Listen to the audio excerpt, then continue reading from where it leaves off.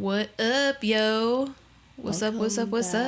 Welcome back to Between You and Me. To this thing we call podcasting that we love to do every week for you guys and for right. us. No, If you're watching, also, if you're not watching, what the hell are you doing? Because you're missing out on how beautiful Lex looks. By the way, that's Lex.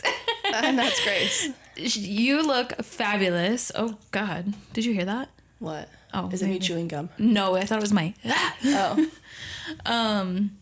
You look fabulous. You should just tell everyone what you got going on. I put makeup on today and I showered.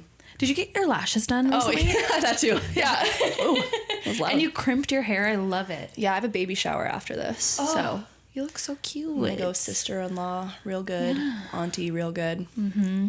Pregnant mama, real good. There's my one sister-in-law just had a baby in March. Mm-hmm. My other sister-in-law has twins on the way. And then her sister-in-law is 2 months pregnant, or 2 months ahead of me pregnant. And then there's me. So there's a bunch of pregnant or newly babied people going to this thing. Oh my gosh, you're going to have so I'm going to feel really good because I have a bump now. So I'm going to feel really good being around all the bump ladies. Hell yeah. Finally. You're going to have so many baby showers and... Yeah. Like, if everyone's doing, like, a baptism situation, like, you're going to have so many stuff. I know. For that. It's crazy. That's a lot. Jaden and I actually have a baby shower. No, not a baby shower. A baptism that we're going to tomorrow for his cousin. Yeah, that's... I'm going to go thrifting on Sunday. Fun! What are you looking for? I'm looking for extra large t-shirts. Maybe...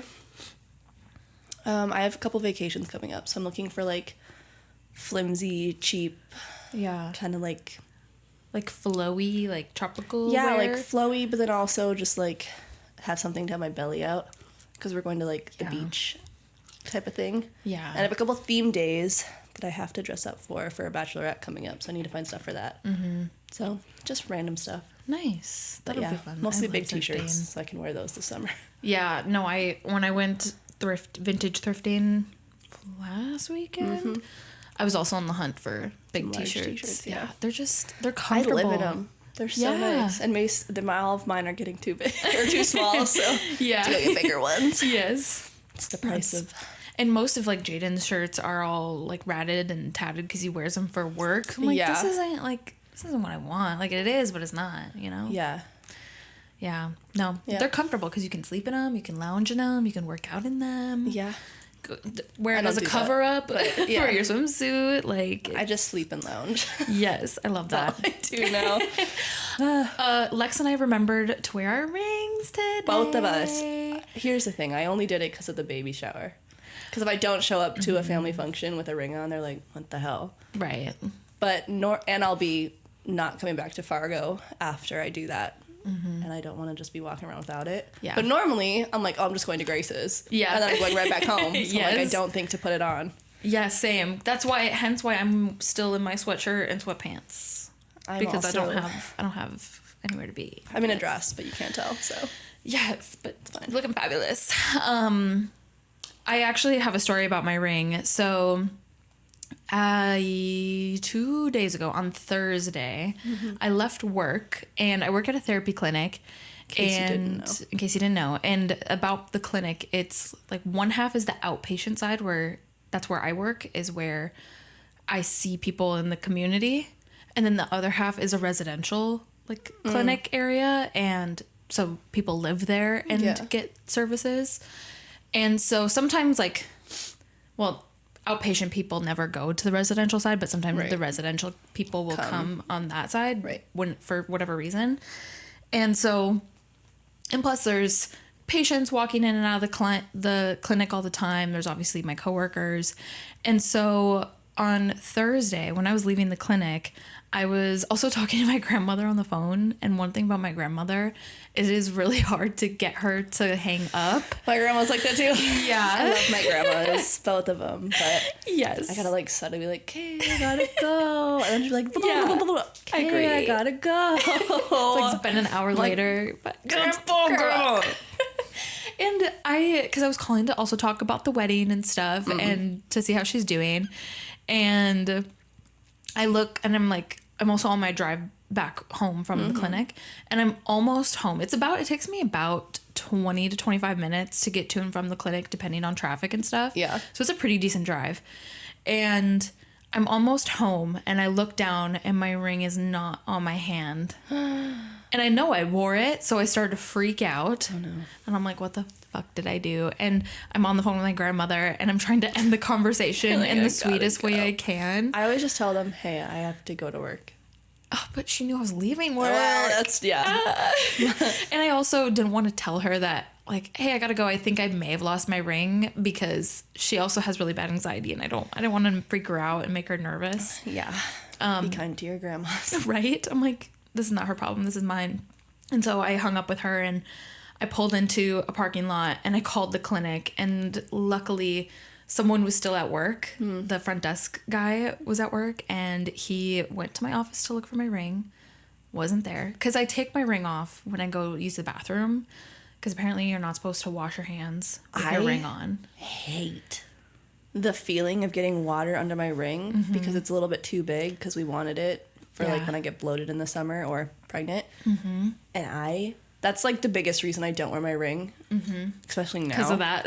Yes. Because I pee every like 10 seconds, and I'm washing my hands like every 10 seconds. Yes. And so I have to like take it off every time I wash my hands afterwards and like fix it and then put it back on. And I'm like, I'd rather just not wear it. Yeah. Yeah. So no, I agree. I mean, the water underneath doesn't bother me a ton. It just feels gross. But it does. No, I understand that, especially after you've just used the bathroom. Right. So I just take it off, and I Which is usually smart.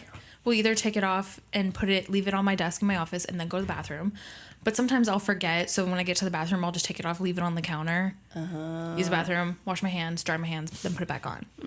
But I obviously didn't do that. See, that's some shit I would do, which is why I just leave it on. I know, because I know you're not supposed to wash. But I would forget that shit all the time. Okay, but everyone I've been telling this story to, they're like, that's why I just leave my ring on. Yeah, like, I do too. But everyone, like, I'm getting mixed messages here, y'all. Like, people are telling me to take it off. It's your ring. Do whatever the fuck you want. I probably The fun thing after about owning things is Yeah. you can just do whatever you want with them. You're so right. I usually. It's that mom thing. Yeah. It's like moms are always right. Your mom's like, I just know everything. I'm always right. It's happening. I think after the wedding, I won't. What's the word? Be so like cautious around it. Obviously, I still want to take good care of my ring. Yeah. But I think I'll be a little bit more relaxed. So wild. Yeah. Like before I got married, when I was engaged, I wore my ring all the time. Like all the time. And now that I'm married, I'm like, it's fine if I forget it. Whatever. I don't care. Yeah. No, yeah. And it's also not good for you to wear it all the time either, because it tarnishes quicker too. But anyways, so the front desk guy, I won't say his name. I know his name. I'm not being rude. Friend, dude. Front desk friend. Front desk friend. He didn't find it in my office, but then he went to the bathroom and he found it. Luckily, He went into the women's bathroom. They're unisex. Oh. Yeah. Slay. Yes. It's probably like a good a one. idea It's like for, a one stall. Oh. One stall. It's like a. Like a room. Yeah. If that makes sense. Yeah. Yeah. It's Like a gas so station he found bathroom. Kind of. Yeah. The ones that are like just a single and then you lock it. Yeah. Yeah. Those are the best bathrooms. Yes, it's pretty nice. I like pooping in them. They're very private, very comforting. Those are the only bathrooms I'll poop in public. Yeah. Is those ones. No, I just understand. me. I Although, get that. Praise to the people who can poop in a bathroom stall. You're a different breed. Unless you really gotta go, yeah. I mean, I know it's not good for you to hold it in, but like, I know. it's just I don't need. And the worst Samantha thing is, in the stall next to me hearing me push it out. I know. Right? The worst thing is, it's like I know that the person in the stall next to me, like they poop too. Yeah. Like they're human too. We all poop. Yeah. And I know that if like I never like judge anyone like in a public bathroom because I'm like I do that same thing. Yeah. Like I make those noises too. And so like I hope that they aren't judging me if I'm making those noises, because sometimes one just slips out on accident. Yeah. Sometimes it just happens. Sometimes you just toot a little. Sometimes you just toot a little. But people are judgmental. Yeah. And they will judge you. Yes. But I'll judge people on just about anything, even though I don't think that's good to do. It's bad. Don't do it. Like, it's like I hope they're not judging me, but I definitely judge them. But I will say, making noises in the bathroom, I will never and have never judged anyone for it, because they can't sometimes help it. And I make those noises too. Yeah. So, what the fuck am I supposed to say? Like, ew, you made that noise. I'm like, I made that noise 2 days ago in my own bathroom. Get it? Yes. You're like, I understand. I've had a toot slip out here and there. So I'm just hoping they don't judge me because I'm not judging them. Well, no, and especially now when you're pregnant, it's like you probably are, especially tooting and scooting all around. I actually don't fart that much, just in general, like unless I'm on the toilet. Yeah. But like, I'm not really a gassy person. I burp a lot. Yeah. That's how my gas comes out. People must just have it, because I don't really burp. Do you fart a lot? No, I mean... Like, I've either, Not like, really. you're either burp a lot or you fart a lot. Like, it's one or the other. Like, you do one more than the other. Let's take a quick poll. How are people feeling about this conversation? They're like, real. And it, like, we just slid into it so easy. So real. This is the real stuff. This is what people want to know about. But I will say, get your fiber in, because it's good for you to poop, and it's good. Yeah. Don't get pregnant. Just do your thing. Pregnancy constipation is so real. Is that what you're going through? I did in my first trimester. I remember you texting me being like, I'm going to be a little late because I'm working on things. Yeah. I think I did that a couple times. It's gotten better towards like where I'm at now. Like I haven't had any issues, but like the end of my first trimester and the beginning of my second, I went from pooping at least once a day. Yeah. To pooping maybe like twice a week. Oh. And I was on that toilet for a while. That's miserable. Yeah. And it's really common to Yeah. get like bad constipation, like you need to be medicated for it. Luckily I didn't get there, but that's good. We're going to have to get you like Costco sells these really great, I think they're called True Bar. They're these fiber bars. They're so amazing. I'm pretty sure those single-handedly have been what's been helping me have regular bowel movements. Hell yeah. I've been getting back to normal. But the worst thing is I had troubles with like constipation and stomach issues when I was little too. Yeah. So I'm sure that didn't help anything either. Probably but not. I know how to push through constipation now. So yeah. That's helpful. For you. It can be painful. Oh, yeah. Okay. Anyways. Anywho's. We're not talking about poop today. Yes, I also have. It might seem like it. I'm double fisting right now, and I put my drinks in the absolute worst possible containers. I like the way it sounds.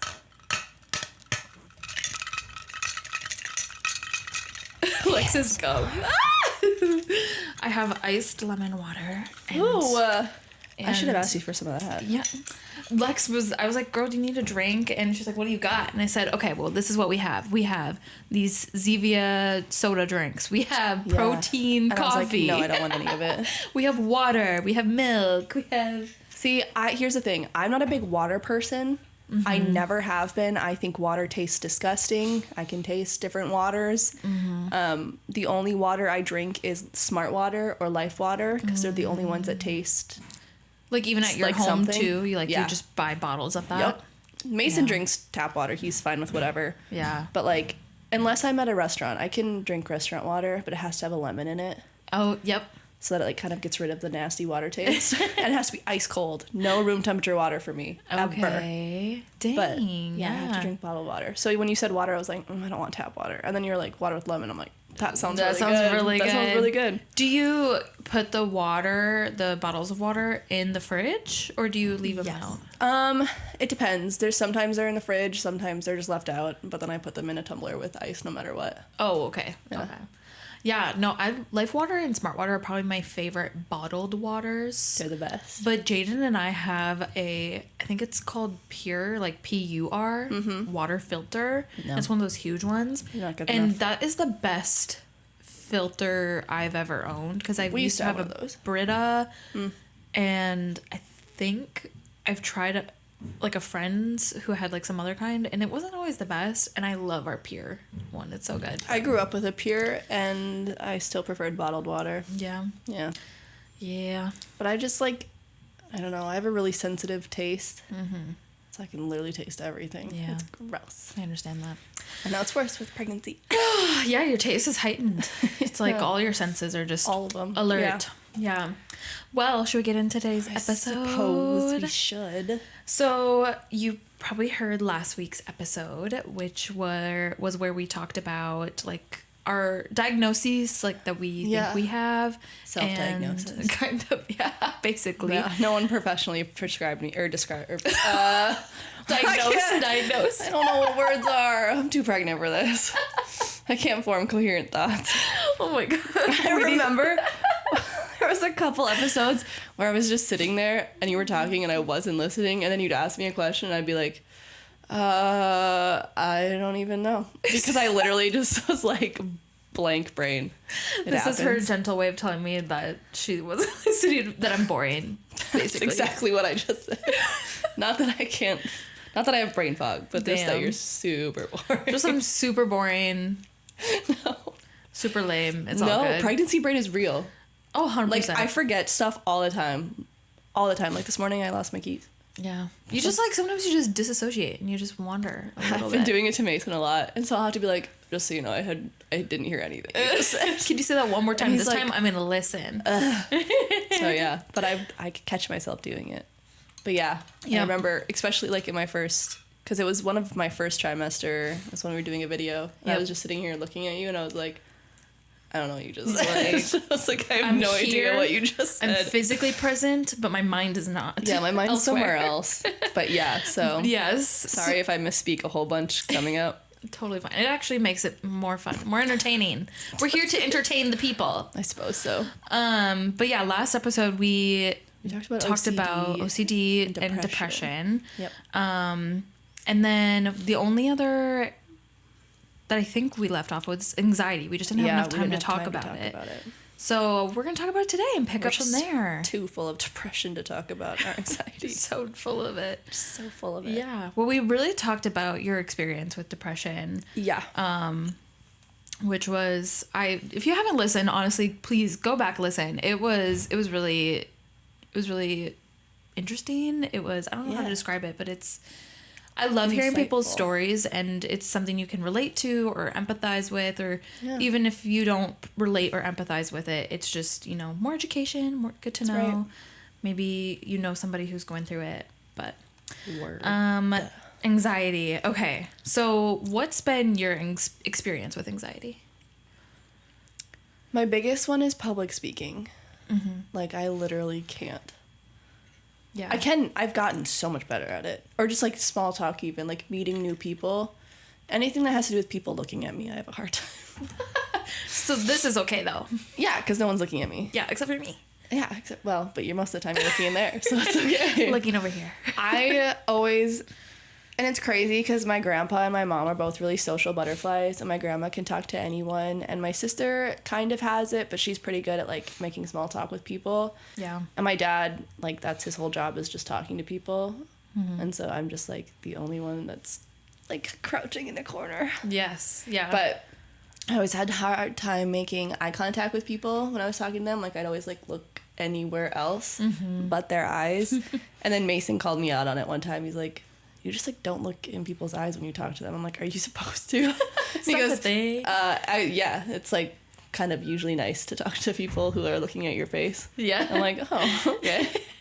But it's also, that's such a, like, I think that's such a natural thing for a lot of people to experience. Oh, my gosh. Yeah. My words are also not wording today, I guess. Maybe you're pregnant. Maybe I'm pregnant. Oh, my God, I hope not. Because...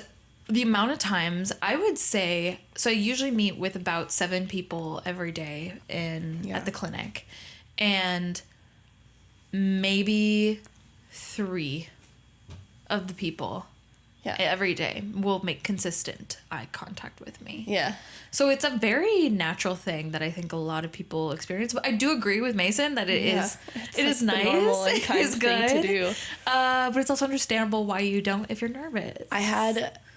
Like, I would meet new people, and I would, just not be good at making small talk. Yeah. But then on top of that, I'd be, like, not able to look in their eyes. I'd be, like, shying away from them. Mm-hmm. And then, he called me out on it. And I've been meeting so many new people because of him. Yeah. I've had to work on my small talk, and then I added, of my own volition, try and look in their eyes when you talk to them. Mm-hmm. And oh my goodness, that has helped with it so much. Mm-hmm. Like, I've made, like, speeches, like, my wedding, I was so worried I was gonna be so nervous, and I wasn't. Like, speaking in front of people has become so much easier because I've learned small talk, which I don't know if there's a correlation between that, but it's like a whole new world. Yeah. Like, I have so much less anxiety meeting new people, being in a room with people I don't know, or just, like, even, like, making small talk with people I already do know.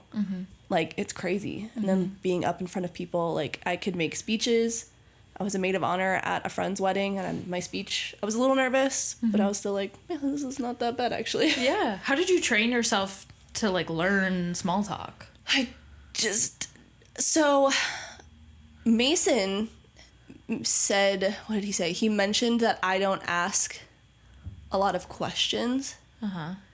Like, I would just, like, say, oh, yeah, like, stuff like that, or, like, oh, that's cool, instead of being, like, when someone asks me a question, I'll answer, and then I'll just, like, stop and be like, that's it, done conversation. But he's like, ask that person a question, or that same question, or something, or just get them talking about something they like. I never did that before, because I was like, I'm too nervous to talk to you. Yeah. And so I started, like, being conscious of being like, okay, now ask them this question, or the same one, and, like, get them talking. And then as soon as you get them talking, you can, like, learn something, like, one thing about them, and then just that you also can talk about, and then you just talk about that thing, and you're able to just branch into wherever off of that. Yeah, 100%. No, so that's how I did that. That is really good pointers from Mason. Yeah, he can talk to anybody and everybody.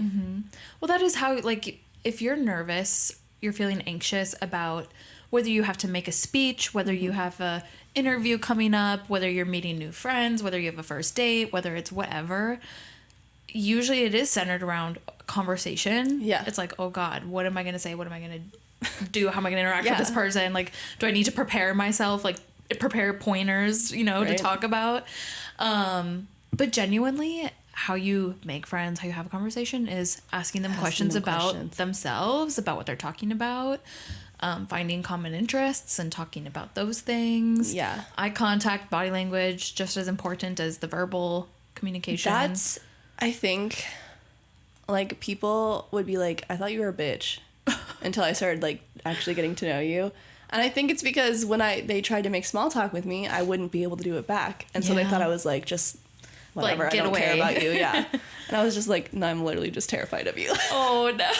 Like, and they're like, you're actually so nice. I just thought you were a bitch. And I'm like, sorry. And I still struggle with it. Like, I'm not, like, perfect, but I've definitely noticed a huge, like, leap in my abilities. Like, sometimes I still have a hard time looking in certain people's eyes, or, like, I still have a hard time, like, keeping a conversation going if I run out of things to, like, say or ask. So it's not perfect. And sometimes meeting new people, I'm still like, don't talk to me, don't look at me. But I'm working on it, and it has gotten better. Good. I love to hear that. Yeah. My anxiety, and I think I said this in our last episode too, but I always say that everybody has a baseline for anxiety, depression. It just depends has on a different severity where levels. you go, up or down. Yeah, depending what's going on in your life. So I've always had anxiety, but it's just, you know, depends on what season of my life I'm in, on the severity of it. School gave me a lot of anxiety. I agree with that. But it probably wouldn't have if I did my homework, but maybe it would have been a little better. Would have gotten yelled at a lot less. Who would you get yelled at? Like my teachers. Your teachers? Like, do your fucking homework. Well, your teacher said that to you? No. Okay, your dramatic effect. Yeah. Oh my God, girl. No, my 4th grade teacher did not tell me to get my fucking homework done. Oh, but they would, like, pull me aside and, like, you know, the stern, like... Yeah. I was assuming, like, high school teacher said that to you. No. I did my homework for the teachers I cared about, and the teachers I didn't care about knew that I didn't care. So I don't think they cared. They were like, whatever, let's just let her pass this grade. Passing, it's fine. Let's just get her out of this grade and on to the next. I test really well, so what are they going to do? Dang, that's good. See, I get test anxiety. I'm really good at homework. I'm really good at papers, projects where I can explain my thoughts. Yeah. When it comes to tests, I get so anxious no matter how prepared I am. And I tend to, like, really try and prepare myself because I'm so anxious. I've never studied a day in my life. But yeah. Oh, girl. For anything. Damn. I got to start studying soon here. That's not true. I used to study for spelling tests. when I was like younger. Yeah, little because kid. I was really bad at spelling, and I still am. Yeah. And I think maybe that's why I don't study for tests anymore, because of all the stress that I had from studying spelling. I'm like, I did enough studying for those tests to last a lifetime. So you're like, my cup's filled, I'm done. I can't study anymore. So yeah, like test anxiety though, that's so relatable. I find that for me, the best things that have helped me with my test anxiety is creating like a timeline, a plan leading up to the exam, depending, you know, on how intense the exam is. Yeah. Like, do you like a study plan. Yeah. So, for example, my licensure exam for my independent license. Right? Look at me asking those questions. I'm like, oh, shit. Okay. You're curious, I guess. I have my LCSW to become a licensed independent clinical social worker. Right now, I'm a LMSW and LGSW, so I have a supervisor that I meet with every week to be like, okay, I have this caseload. Like, what do you think about this? What do you think about that? And you have to do that for 2 years. About 2 years, you have to get so many hours. Yeah. And then you can test to get your independent license, so you no longer need to have a supervisor. Okay. And that's coming up for me. And so I need to start studying for that. And that's a really big test. It's like you get 4 hours to answer. I think they changed the number of questions, but it's like 100 and I want to say 75 questions. Maybe that's wrong. I think they updated it recently. Yeah, and you get 4 hours to take it, which out of the 175 questions, 25 don't count. What? Why? It's to just fuck with you. It's more so for them to like keep creating and updating the exam. Oh, okay. Like they're testing new like stuff. So it's more for that, but you don't know which questions don't count. Right. So you have to obviously take it like every question. So if you get them wrong and they don't count, then it doesn't matter. You know, it doesn't matter. That's kind of nice. Yeah, so it is nice. So it's just kind of only get those wrong. Basically, but you don't know which ones it is. Just figure it out. So that sucks. Just figure it out. Just figure it out. You'll be fine. So for that, because that's a really important exam and I have to pay to take it. I think is so stupid.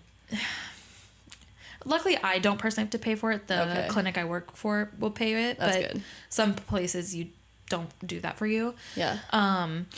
But I'm starting to study now so I can take it in the fall. Hopefully before my wedding. Girl, you gonna be stressed. But that's the point, is I'm trying to help my anxiety by like starting to study now. And what I've learned not overload myself last minute. Yeah. Yeah. I mean, that's smart. Yeah. Because I don't want to panic. Well, that would not be good. What I've learned for test anxiety is if you just don't have it, you do so much better. Like don't have the anxiety? Yeah. About well, girl, if it was that fucking easy. It is. Just don't be anxious. It's not that easy. No, it's not. It's not that easy. But I've noticed that if you just go in and say, I don't care how I do on this test, and I've done the best I can studying wise or whatever preparation, like you feel a little bit less anxious or stressed about it. And then the better you do on the test. Mm-hmm. The more you don't care, the better you do. Mm-hmm. I think it definitely depends on the person because it's a mind game, right? I mean, it's like everything. It is. And so like because our thoughts, our feelings, our behavior, they're all connected. And so for me, I'll be thinking about the test and I'll be thinking, well, what if I fail? What happens? Well, just stop thinking that. Okay, girl. Just stop. But like your thoughts, like you can have so many different types of cognitive distortions. Like you could be catastrophizing, coming up with the worst possible case scenario. Yeah. You could be in black and white thinking, meaning that if I don't get 100%, that I failed. Mm-hmm. Versus if maybe you got like a 97%, like you still did awesome, you still passed, but if it's not 100, then I failed, right? Black and white thinking. If I get a D, that's passing. You could have all sorts of like cognitive distortions. Yeah. And that can create the feeling of anxiety and stress and overwhelm for a person. The show. But I find that the behavior, right? Like what you do to cope with those things really matters. Are you sitting there spiraling, allowing the thoughts to take over? Yeah. That's going to make it worse. For sure. But if you're doing like one of the things that we just said, if you're like you said, go in with the mindset of I got this, gonna do the best I possibly can. The worst that's gonna happen is you fail and you have to do it again. Exactly, right? Like that's just it, right? Going in with that kind of paper, mindset can be helpful. It can be reassuring. That's how I got in all the smart people classes. Yeah. By testing really well, because I'm like, I don't actually care about this at all. That's nice. I wish I could just say I don't care. Well, didn't you do like for that? Like school testing, like middle school, high school, like the what the fuck are they called? Like the MCAs or whatever they're called. Like that kind of testing that like state testing. Everyone's like, I'm so stressed. And I'm like, it's literally doesn't matter. And I always got into the smart people classes because I tested really well because I wasn't stressed about it. Yeah. Yeah. So stop. If only it were that simple, truly. If it were that simple, I would be out of a job. If it were that simple to say, hey, just maybe don't be anxious. Like, fuck. Just that's like having a magic wand. My clients would walk out on me. They're just like, hey, could you stop? They'd be like, so I thought you were supposed to actually be helpful. Like, what am I paying you for? I know. I wish it was that easy. If I could have just said stop to having depression, it's so much easier. Right. It would have been, but it doesn't work that way. Stress, I can tell myself to stop, but yeah, like there are things I can't just be like, stop. And sometimes you need something to like pull you out of it, you know? Yeah. So for me, preparing the best that I can is something I can rely on, you know, like, so for example, with catastrophizing, you know, coming up with the worst possible scenarios. Is that what you do? That's probably my biggest go-to is catastrophizing. Yeah. I would say that a lot of the time when I'm working with people and anxiety, it's either they're falling into catastrophizing, perfectionism, that black and white thinking, sometimes fortune telling or mind reading. What are those? Fortune telling is when you kind of create a scenario of things where you're assuming so with like, no like evidence. If I fail this test, then this is going to happen and this is going to happen and this is going to happen and it's going to ruin my life. Yeah, it's very similar to catastrophizing. However, it doesn't always have to be catastrophizing. Usually it's the worst possible scenario you're coming up with, but fortune telling could even be like good things too. Yeah. But you also don't have, it's not always just yourself either. You're also coming up with things for other people too. Mind reading is when you are trying to quote unquote read a person's mind, but obviously you can't do that unless y'all have a superpower. I can do that. That's awesome. But it's like, that'd be the worst superpower. It's like if, you know, like the people that would meet you on the first time, and they would be like, oh my god, she fucking hates me. She's mean. I mean, she probably hates me. But and so nice. But they also probably don't have a ton of evidence to go off of other than maybe an RBF. I do that. You know what I mean? And that's mind reading because they don't actually know for sure. I go off vibes when I meet new people. Yeah. And I judge them solely based on the vibes until they change. And I'm usually right. And it really depends, like, what the goal is. Like, if a person's trying to make new friends, but then every little look a person gives them, they're assuming it means one thing, that's not helping them to make friends, right? So then you just would have to challenge yourself to, like, change the thought. Like, rewire the thought, reframe it. So instead of saying, oh, she must hate me because of that look she gave me, tell yourself, okay, you know what? It's possible maybe she has like an RBF. Yeah, maybe she just looks like that. Maybe she just looks like that. Maybe she's just thinking, like, you know, I'm going to give it a shot. I'm going to go just talk to her. Oh my, I don't even have a resting bitch face that bad. It's like a tired face. Like I constantly look bored. And so like when I'm sitting there listening to somebody or like thinking about something, they think that I'm just like not in it. They're like, this bitch is not even listening. And I'm just like, I'm actually listening really hard. I just look really bored with you. Yeah. But that's just like, that's your thinking face. It's just how it is. Like, yeah. I just kind of have droopy eyes when I think. And so I look like tired and like bored and just like, I don't want to be doing this. But I'd rather have resting bitch face. I'd rather look like a bitch than, or sometimes I guess Mason thinks that resting bitch face because I'll like be looking out the window just thinking. He's like, why the fuck are you mad? Dang. Do anything. Dang. Or like it'll be after he says something or I say something and I'll just be like, done with the conversation, and I'll just be like thinking about the conversation. He goes, "What the fuck? Why are you mad? What did I do?" Like, I was like, "I'm just sitting here." Yeah. So he thinks I have a resting bitch face. I'm like, this is just my face. Yeah. I can't help it.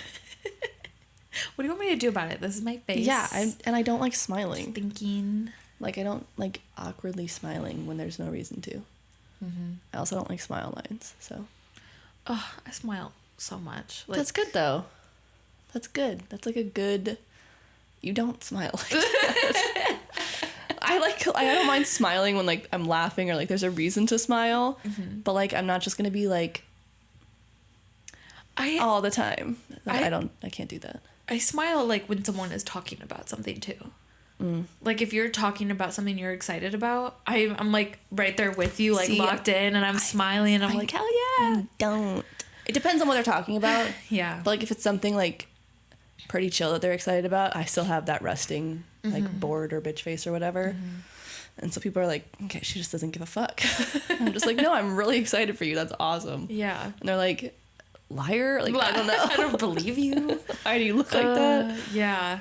I think it is also a lot of, like, I love hyping up a friend. I love hyping up a stranger. I love hyping up a client. What, like, even when it's not hyping up people I care about. Even when they're like not happy or when they're anxious, I'm like, yeah, that makes sense why you're feeling anxious. Like, I kind of mirror the vibe. Like, I meet the person where they're at. For sure. You know, and mirror their vibe, awesome. But then also try to help them, like, my social battery is about this big, and so I can only hype up the people I actually like. And that's okay. I refuse to hype up strangers because I don't care. I can't. But that's okay, because everyone's bandwidth is different, you know? Mine's tiny. If you just don't have the bandwidth unless I'm drinking, do that's okay. Then it's way bigger. Which maybe isn't good, but it's the truth. This is about to be a rough next, like, 10 years for you. No drinks. Because she wants to have tons of babies, that's why. Lots of babies. Lots of babies. We plan on having babies for the next 10 years. Not, like, super consecutively, but... Yeah, but roughly. Within the next 10 years, yeah. Yeah. Yeah. Probably have, like, 5 kids. Because you said you were going to stop once you were 30? 32-ish, 35-ish, something like that. Okay. Then it's geriatric, and I don't want to deal with that. Yeah. Yeah. Can get some complications. That would be stressful. Yeah, that would be. That would be anxiety-inducing. Yeah. Should we read what the DSM has to say about anxiety? Let's listen to what the government says, yeah. The government? It's not the government. Is that not like a government facility? Or personnel? I don't know. Like an entity. That's what the word I was looking for. And it's like it's created by, I believe, the Psychology, like, Association. Is that a government entity? I can't speak today. The DSM is the Diagnostic Statistical Manual for all mental health disorders. The government probably had something to do with it. Well, it's designed. They have their hand in every cookie jar. They do. It's designed and created by like people who are in the field. So it's not like Trump is writing this. Yes, that's what I mean. I know. Yeah. I mean, everything is political these days too. So I'm just thinking if there's like a giant organization for like mental health that's like under like some sort of government something or other. That's what I was. Yeah, it depends. Is it like a .org thing? Well, the DSM is it's like a book, but the website might be. I'm not sure. It might be .edu. Oh, word. I'm not sure. That's definitely a government thing. Education. Yeah. I don't know. I haven't looked up the website government. in a long time. I have the DSM. Just screenshotted. No, you have to buy it. I have it downloaded. Why do I have to buy so much stuff? Let's talk about that, huh? Everything costs money, girl. That's anxiety inducing. Buying things, everything's so expensive. Everything is expensive. In this economy, oh my God, I can't. Just ask me, and I'll just read it for you guys off of my copy that I have. That she paid for. That I paid for. Big girl money. I got this when I was in college, because I had to. Okay, so there's a lot of different anxiety disorders. Like there's agoraphobia, there's panic disorder. What is agoraphobia? It's like fear of large crowds. Do you want me to read it for you out of the DSM? Sure. I didn't know that was a phobia. Agoraphobia? Yeah, I didn't know, like, the fear of big crowds was a thing. Oh, yeah. You can have a phobia for, like, everything. I'm definitely not afraid of them, but I'm certainly uncomfortable in them. I'll read it for you. Maybe you'll learn something about yourself. That would be awesome. Okay, agoraphobia is the fear or anxiety about 2 or more of the following 5 situations. Using public transportation, such as, like, an automobile, a bus, a train, a ship, a plane. 2, it's about being in open spaces, parking lots, marketplaces, bridges, concerts, etc. Number 3, being in an enclosed space, such as a shop, a theater, a cinema, situations like that. Number 4 is standing in a line or being in a crowd.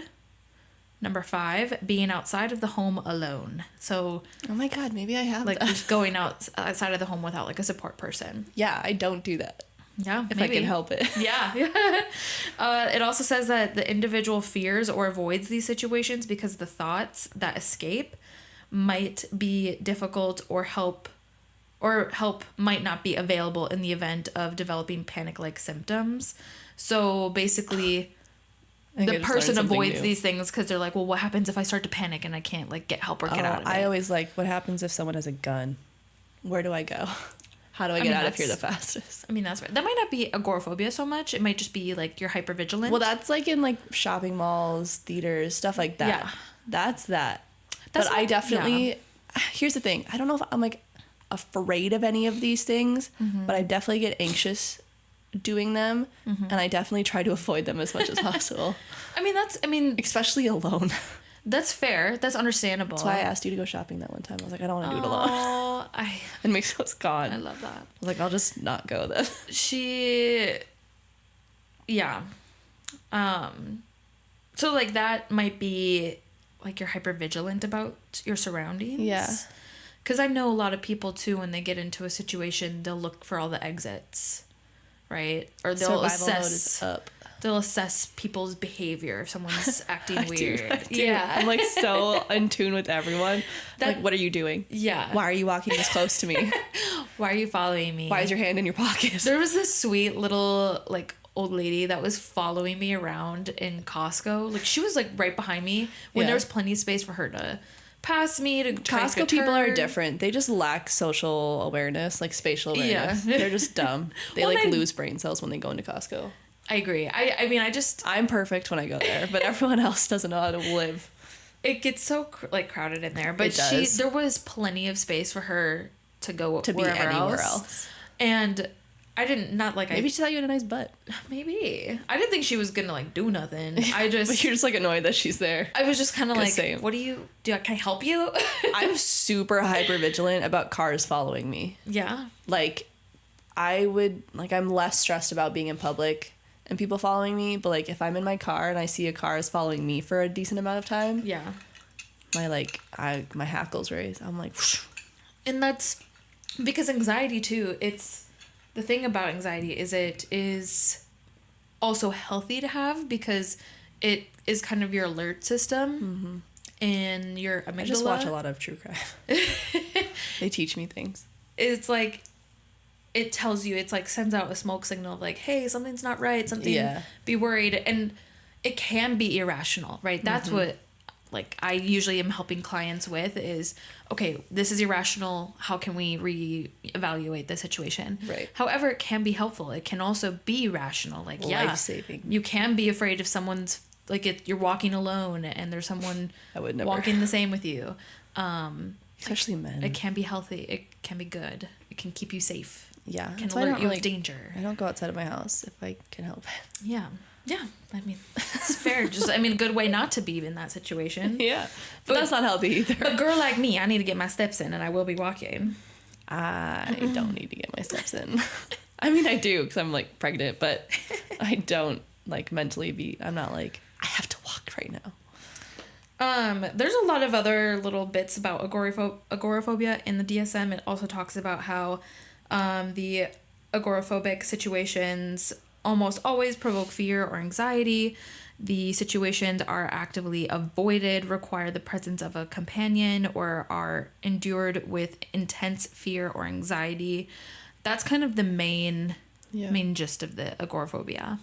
I learned something new. There you go. That maybe I have a Not a mild case of that. Maybe. The generalized anxiety disorder, GAD, is the kind of the big dog. The big mama. The big mama. And the DSM, what it says about that is that it is the diagnostic criteria for that is it is excessive anxiety and worry occurring more days than not for at least 6 months about a number of events or activities such as work or school performance. It also says that the individual finds it difficult to control the worry. The anxiety and worry are associated with 3 or more of the following 6 symptoms. And it has some other important details like how long those symptoms have to last, and usually 6 months is the mark for it. So, and it's also different for adults versus children. For children, you only need to have one of these things. For adults, you need to have 3 or more. So here are the 6 things. The first one is restlessness or feeling keyed up or on edge. Number 2 is being easily fatigued. Number 3 is difficulty concentrating or your mind going blank. And my mind was going blank as you said that. And you're like, blank? And I was like, what? She's talking to me again. She's talking to me again. Is it my turn? Is it my cue? The fatigue brought me back, and so I was listening for that. Yes. But I'm like, oh, those 2 kind of hit. Number 4 is irritability. Number 5 is muscle tension. So when you're anxious, you might notice that you like tense up your jaw, your shoulders, your hands, whatever. I do that while I'm driving a lot. Yeah. I'm an anxious driver. Yeah. But I'm really good at it. Hey, that makes sense. I'm really fast too. And the last one, number 6, is sleep disturbance. So this could be difficulty falling asleep, staying asleep, restlessness. Maybe sometimes it's excessive sleeping too. You know, just kind of depends. I definitely have the excessive sleeping, even before I got pregnant. Yeah. I love that you're a sleeper. But that's also a symptom of depression too. True. And you're probably I also don't eat a lot, so I'm always tired because I don't have any food in me. Yeah. Because that's depression too. Oh my gosh. But that's generalized anxiety disorder. What are your thoughts? I think I have it. Yeah. But it's also hard. It's like very similar to depression. So I'm like, how do I know what symptom is from the depression part and what's from the anxiety? Or is it just all lumped together and it's all just feeding each other, a vicious cycle of it? I definitely have some sort of agoraphobia because that was way too accurate. They definitely can play off of each other. Yeah. That's why the DSM can be really helpful to help differ what is going on, because although they do have, for example, the sleep thing, like they both list that as criteria, right? But then in the DSM it'll also say for you to have depression you have to have 5 of these 9 things, and they're different that way because it might say, do you feel hopeless, unworthy, or like you're a failure, you let people down. Usually that's not in, it can be, but it's not in the anxiety part of it. It's more of a worry, fear, maybe that you are a failure. You know, it's a little different, but similar. For sure. They are often, like, the amount of times I've diagnosed clients with both GAD and major depressive disorder. Gotta be all the time. It's a lot. It's gotta be often. Yeah. And you have to, like, therapists have to give a diagnosis right away. And sometimes you need more than just one session to figure out what's going on. So sometimes I will put like GAD and then a potential rule out of agoraphobia, you know, while I'm still figuring out the client. From what you've heard from these 2 episodes from me, what would be your professional diagnosis of me? But like, obviously we're not in like a for real professional setting, so it's like loose, you don't know everything, but what would you unprofessionally diagnose me as? Confidently I would say depression. I would say that again, like, your severity can range. I would say yours is reoccurring. I would say you probably are around that moderate level, because it can go like mild, moderate, severe. Obviously it can ebb and flow. It sounds like when you were younger it was more severe, and it's gotten better over time. Yeah, for sure. I agree with that. Trying to recall everything that you agreed to last episode. OCD, I would probably mark it as a rule out for you. Okay. I wouldn't, like, I'm not 100% confident. Maybe you would need, like, an evaluation done by a psychiatrist to be certain. Because you would have to meet, you know, again, like, the criteria has these expectations. We never talked about this on the podcast, but, like, on these episodes, but I would probably give you unspecified PTSD as well. All right, word. Maybe we'll have a part 3. We'll talk about that. Just because I know we've talked, and I don't think this episode has been released because it's in our bank, but we have an episode where we talked about family dynamics, and you talked a bit about some of the mental, verbal trauma abuse you went through, and I know you've also gone through some other trauma that we haven't touched on in the podcast, understandably so. Yeah. That impacts how you react today. I never even, like, thought of PTSD. Because usually when I think of PTSD, I'm like, war. Yeah. Yeah. Like, war. And that's why I also say, because, again, there's different specifiers for different diagnoses. So that's why I say unspecified, because you could have PTSD symptoms happening from that. But, again, you need to get evaluated and have an assessment. So for sure those things, and then also probably give you mild did you all hear that honk? Sorry, queen. I would probably give you mild anxiety as well. And probably rule out agoraphobia, since you feel, because that's another thing too about, like, therapy in general, is if I have a client coming in and they say, I think I have agoraphobia, I think I might have OCD. I didn't know that existed. I'm not gonna rule that out, like, and be like, oh no, I don't think you have that. I think you have this, because if you feel like you have it, you know yourself the best. Right. I'm gonna give it the attention that it deserves. Yeah. So if you feel like, no, I feel like I have agoraphobia, like, like, let's talk about it. Let's assess that. So for sure, depression. Yep. For sure, mild anxiety. Yep. And then rule out for PTSD, unspecified, OCD, and agoraphobia, to rule those out. Perfect. Yeah. How do you feel? I feel diagnosed. Diagnosed. I feel exactly the same as I came. I've been diagnosed. I think I never confirmed. I think you're perfect. I don't think you have a diagnosis. Thanks, queen. I always tell people that normal is a setting on a washing machine. So normal is... I love that. Yeah. I always grew up and everyone would be like, I got called weird a lot. And I'm like, it's so fucking lame to be normal. Maybe you're the weird one. Yeah. I'm amazing. Yeah. Like... My inflated sense of self. Like, everybody's so different, unique. Like, how can we prescribe one definition of normal? I was thinking about that the other day in the car. I was like, it'd be so boring if this world, everyone was the same and all normal. Yeah. Like, that'd be so boring. I agree. Because, like, something that someone else does, I might not consider normal. Yeah. But to them, it's completely normal. Yeah. Mm-hmm. Normal is subjective. It really is. So, yeah. If y'all relate to this episode or you have questions about anxiety or go see Grace. Else she's a really good therapist. Thank you. I would drop my clinic, but I don't want to. I don't want to, just because I don't want come see me. I'm a really good pharmacist. She could give you. I can give you all sorts of stuff. Deal you out stuff. If you know what I mean. I can't say it on the internet. She's a great. I'm a holistic pharmacist. She's a gardener. Of sorts, yes. A procurer of gardeners. Correct. I collect the gardeners. I do not garden myself. She doesn't garden herself, but she procures them. I find people who enjoy gardening, and I help them out. And then I give them tips and tricks. Out her deck I of do cards. also have things that aren't. But it's not, like, illegal. That sounds bad. In North Dakota, it is. Don't tell anyone. Cut it out, Ben, actually. Should we just cut out that whole part of it? No, we can keep it. It's fine. Okay. I sell CBD, which is not THC. Which is legal. Which is legal. But also it is legal in North Dakota if you have your medical card. Correct. Yes. So and fine. I can show you where to go to do that. Yeah. So leave that in, Ben. It's all good. Yeah, it's fine. No, I sell CBD. I work at a CBD store, and it is really helpful for anxiety and pain, physically or mentally. Yes. And sleep.